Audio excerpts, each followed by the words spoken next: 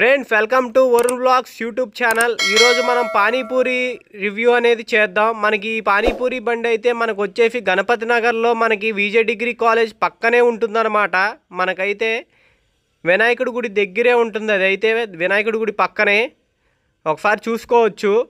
ఇక్కడైతే చాలా ఫేమస్ అనమాట పానీపూరి అయితే మనకు వచ్చేసి. ఫ్రెండ్స్ మనకైతే ఇక్కడ వీళ్ళు ఏమేమి అమ్ముతారో ఇప్పుడు చూసి మనం తెలుసుకుందాము. ఇక్కడైతే ఫ్రెండ్స్ మనకైతే ఇప్పుడు అంకుల్ అయితే టమాటా మసాలా అనేది చేస్తున్నారనమాట. ఆ రెసిపీ అనేది ఎలా ఉంటుందో చూద్దాము. అన్నీ ముందుగా నీట్గా కట్ చేసి గిన్నెలో అనేది వేసుకున్నారు. మనకి ఉప్పు కారం నిమ్మకాయ మనకి కొత్తిమీర నిమ్మకాయ అనేది వేసుకుని గిన్నెలో బాగా మిక్స్ చేసి మనకైతే టమాటా పీసెస్ అనేది కట్ చేస్తున్నారనమాట.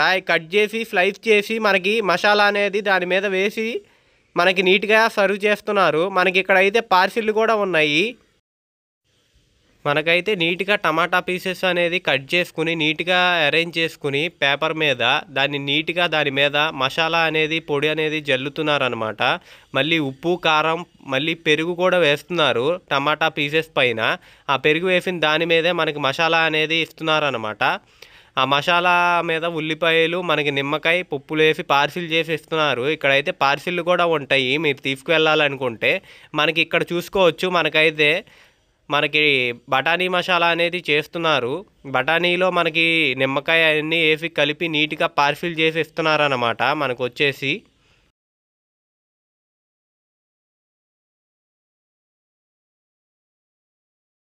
మనకైతే ఇక్కడ మనకి ఎస్పీ కూడా చాలా ఫేమస్ అనమాట.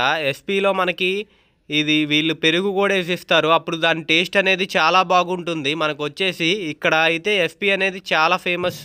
మనకైతే ఒకసారి చూసుకోవచ్చు మీరైతే నీట్గా నిమ్మకాయలు ఉల్లిపాయ వేసి నీట్గా పార్సిల్ చేసి ఇస్తున్నారు. మనకు వచ్చేసి ఇక్కడైతే మనకి పానీపూరి కూడా చాలా ఫేమస్ అనమాట. మనం చూసుకోవచ్చు చాలామంది వచ్చి తింటారనమాట. ఇక్కడైతే మనకి ఇదైతే వచ్చేసి ఈ లొకేషన్ అనేది మనకి విజే ఇంటర్ కాలేజ్ పక్కనే గణపతి నగర్లో ఉంటుంది. ఒకసారి మీరు వెళ్ళినప్పుడు